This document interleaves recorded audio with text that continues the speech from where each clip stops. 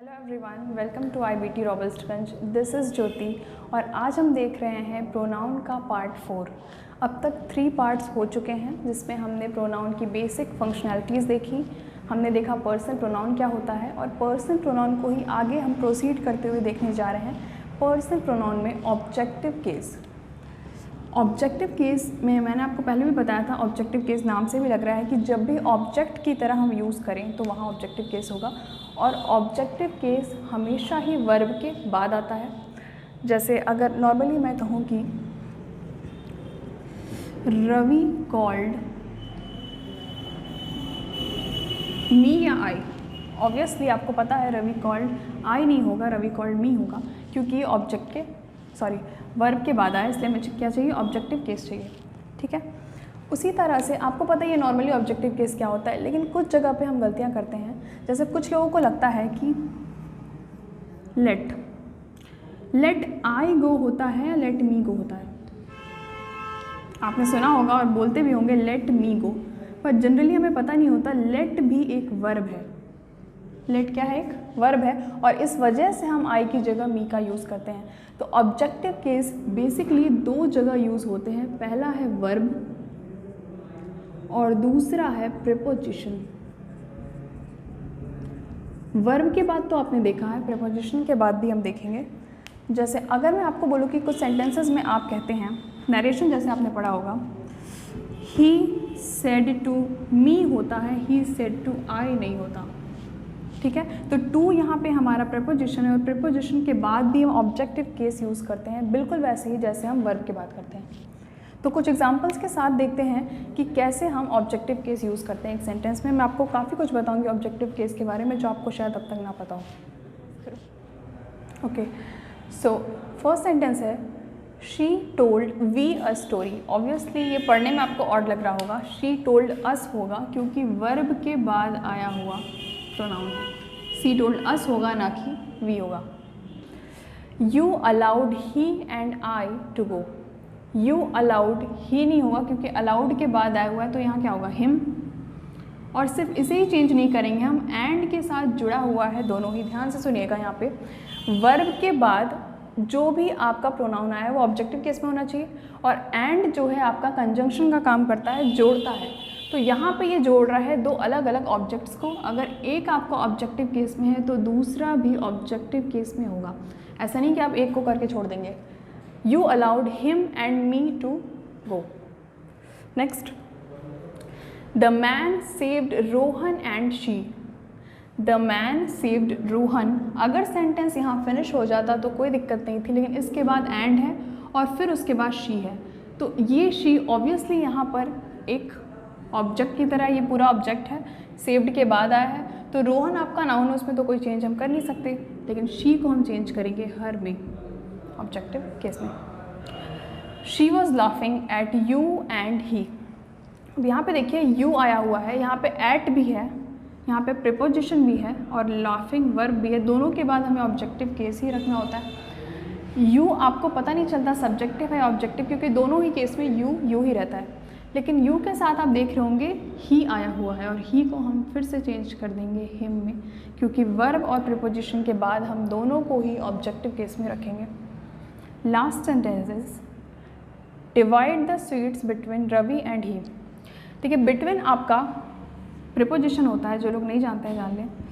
Between आपका preposition और preposition के बाद और डिवाइड भी आया हुआ है, उसके बाद जो भी आपके ऑब्जेक्ट आएंगे वो ऑब्जेक्टिव केस में होंगे। रवि का रवि ही रहेगा, ही का हो जाएगा हिम।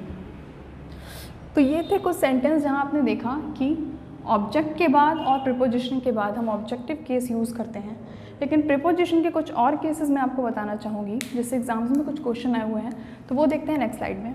ऑब्जेक्ट के केस हमने देख लिए बहुत सारे वर्ब के लिए, अब हम कुछ प्रीपोजिशन के लिए भी देखते हैं कि प्रीपोजिशन के केस में हम किस तरह से ऑब्जेक्टिव केस का यूज़ करते हैं। इधर कुछ प्रीपोजिशन मैंने लिखे हुए हैं, like, unlike, except, except for, but and but for. Like का मतलब जनरली वर्ब की तरह, अच्छा ये आपको पता नहीं होगा शायद, कि लाइक को हम वर्ब की तरह भी यूज़ करते हैं और प्रीपोजिशन की तरह भी यूज़ करते हैं।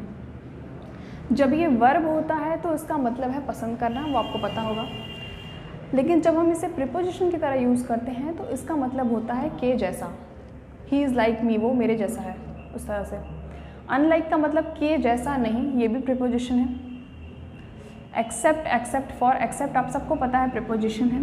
बहुत सारी जगह पे कुछ रूल्स लिखे होते हैं कि एक्सेप्ट के बाद ऑब्जेक्टिव केस होता है, जबकि आपको ये याद रखना है कि प्रीपोजिशन के बाद ही ऑब्जेक्टिव केस होता है, और एक्सेप्ट ऑलरेडी प्रीपोजिशन है तो इसके बाद तो ऑब्जेक्टिव केस होगा ही। Except for, but, except for भी आपका प्रीपोजिशन है, ये कंपाउंड प्रीपोजिशन है। एक्सेप्ट फॉर लगने का मतलब इसको अलग अलग नहीं देखेंगे, हम एक साथ ही पढ़ेंगे। जिस तरह से मदर में मदर इन लॉ होता है तो कंपाउंड नाउन होता है, उसी तरह से प्रीपोजिशन में ये कंपाउंड प्रीपोजिशन है। बट फॉर भी आपका कंपाउंड प्रीपोजिशन है। इन चारों की मीनिंग सेम है लगभग, के अलावा। मैं हिंदी में लिख दे रही हूँ, के अलावा, ठीक है। तो आइए देखिए कुछ एग्जाम्पल्स। फर्स्ट एग्जाम्पल है शी लाइक हर मदर। अब यहाँ आपको शी देखते ही लग रहा हो कि लाइक नहीं, क्या होना चाहिए, लाइक्स होना चाहिए। और ऑब्वियसली यहाँ पे ये वर्ब है ना कि प्रीपोजिशन, क्योंकि इसके अलावा हमें सेंटेंस में और कोई भी वर्ब नज़र नहीं आ रहा है, तो ऑब्वियसली ये लाइक ना होकर के लाइक्स होगा। यहाँ पे हम वर्ब में एस और एस लगा सकते हैं, लेकिन प्रीपोजिशन में हम कोई चेंज नहीं कर सकते, तो यहाँ तो ये वर्ब था। नेक्स्ट सेंटेंस देखिए, she like I is intelligent. She like I is intelligent, इस सेंटेंस का मतलब है कि वो मेरी तरह इंटेलिजेंट है। अब इस लाइक का मतलब यहाँ पे पसंद करना नहीं है, ध्यान से सुनिएगा। इस लाइक का मतलब पसंद करना नहीं है। शी लाइक आई मतलब वो मुझे पसंद करती है। फिर एक मिनट, ये मैंने रुकिए सेकंड में देखिए, she like I is intelligent, इसका मतलब है वो मेरी तरह इंटेलिजेंट है। यहाँ पे ये लाइक वर्ब नहीं है, प्रीपोजिशन है, ध्यान से देखिएगा। यहाँ पे वर्ब इज़ है, शी इज़ इंटेलिजेंट, लेकिन शी लाइक आई का मतलब हो गया वो मेरी तरह इंटेलिजेंट है। तो इस लाइक में हम एस और एस बिल्कुल नहीं लगाएंगे, क्योंकि यहाँ पे ये क्या है, प्रीपोजिशन है। और प्रीपोजिशन के बाद चाहे ये वर्ब होती है या प्रीपोजिशन होती है, इसके बाद जो हम यूज़ करते वो ऑब्जेक्टिव केस होना चाहिए, आई नहीं होगा, क्या होगा, मी होगा। चाहे ये वर्ब होती है या प्रीपोजिशन होती है, हम यूज़ तो ऑब्जेक्टिव केस ही करेंगे, लेकिन इसका ध्यान रखिए कि इसमें आपको एस या एस नहीं लगाना है, क्योंकि ये प्रीपोजिशन है। Next, she looks like me, वो मेरे जैसी दिखती है, ऑब्वियसली सही है। शी के साथ हमने लुक्स को वर्ब की तरह रखा है, और वर्ब में एस लगा हुआ है, ये बिल्कुल सही है। लाइक मतलब के जैसा, ये प्रीपोजिशन है, और इसके बाद मैंने ऑब्जेक्टिव केस यानी मी का भी यूज़ किया, मतलब सेंटेंस क्या है, पूरी तरह सही है। Next, I came but he left. I came but he left. अब देखिए इंग्लिश में बट प्रीपोजिशन भी है और कंजंक्शन भी है, ये कंजंक्शन भी होता है, दोनों होता है। जब ये प्रीपोजिशन का काम करेगा तो इसके बाद आपको कोई ना कोई एक ऑब्जेक्ट होगा, लेकिन अगर ये सेंटेंस में कंजंक्शन का काम करेगा तो दो सेंटेंसेस को जोड़ रहा होगा और इसके बाद आपको दूसरा सेंटेंस दिखाई देगा। जैसे यहाँ पर आई केम, मैं आया, बट लेकिन वो चला गया। अब यहाँ पे ही है सब्जेक्ट और लेफ्ट क्या है, वर्ब। मतलब बट जो है वो एक सेंटेंस के साथ दूसरे सेंटेंस को जोड़ रहा है, ये यहाँ पे कंजंक्शन है ना कि प्रीपोजिशन। तो इसलिए इसके बाद हम ही को हिम नहीं करेंगे बिल्कुल भी, क्योंकि यहाँ पे क्या है, कंजंक्शन है, प्रीपोजिशन नहीं है।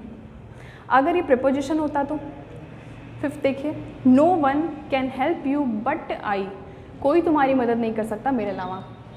बट का मतलब यहाँ पे के अलावा है, अगर ये प्रीपोजिशन की तरह आया है तो। अब क्या ये यहाँ पे दो सेंटेंसेस को जोड़ा है, ध्यान से देखिए अगर, तो बट के बाद कोई सेंटेंस नहीं आया है, सिर्फ एक प्रीपोजिशन आई हुई है, सॉरी सिर्फ एक प्रोनाउन आया हुआ है। प्रीपोजिशन के बाद सिर्फ एक प्रोनाउन आया है, और प्रोनाउन क्या है, आई है। तो प्रीपोजिशन के बाद जो प्रोनाउन आया है उसे हम ऑब्जेक्टिव केस पे रखेंगे, यानी कि मी का यूज़ करेंगे। अगर ये सेंटेंस कुछ होता कि no one can help you but I can, अगर आई के साथ कोई वर्ब भी जुड़ी होती, उस केस में क्या होता, बट कंजंक्शन की तरह यूज़ होता और फिर हम आई का मी नहीं करते। Next, no one can help you except I, कोई तुम्हारी मदद नहीं कर सकता मेरे अलावा। अगेन यहाँ पे एक्सेप्ट क्या है, प्रीपोजिशन है, और प्रीपोजिशन के बाद we need objective case. No one can do this except for I, no one can do this but for I. इसको आप अलग अलग कभी मत पढ़िएगा, के लिए, लेकिन के लिए, आई, इस तरह से बिल्कुल मत पढ़िएगा। एक्सेप्ट फॉर एक साथ आया है और बट फॉर भी एक साथ आया है, दोनों ही क्या है, प्रीपोजिशन है। No one can do this but for I, यहाँ पे आपको प्रीपोजिशन के बाद अगेन ऑब्जेक्टिव केस यूज़ करना है। और ये याद रखिएगा, इंग्लिश में आपको बट, एक्सेप्ट, एक्सेप्ट फॉर और बट फॉर, ये चारों सेंटेंसेस आपको सेम मीनिंग देंगे, कोई डिफरेंस नहीं है। यानी कि एक्सेप्ट, बट, एक्सेप्ट फॉर और बट फॉर, इन सब का मतलब होता है के अलावा, और सबकी मीनिंग सेम है। तो याद रखिएगा, प्रीपोजिशन के बाद आपको ऑब्जेक्टिव केस यूज़ करना है और वर्ब के बाद तो ऑब्जेक्टिव केस यूज़ करते ही हैं, ये तो आप समझ चुके हैं। तो आज के लिए इतना ही।